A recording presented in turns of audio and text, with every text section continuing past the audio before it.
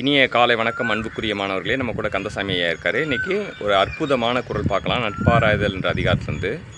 ஊதியம் என்பது ஒருவருக்கு பேதையார் கேண்மை ஒரு ஈ விடல். நம் வாழ்க்கையில் நாம் பலரோடு நட்பு கொள்ளுகின்றோம்.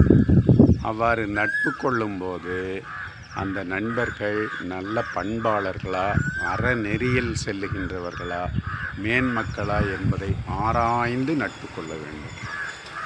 நாம் நம்மை அறியாமலேயே தேவையற்ற குணங்களை உடைய பண்பில்லாத ஒருவரிடம் நட்பு கொண்டு விட்டோம் என்று வைத்து கொள்ளுங்கள்.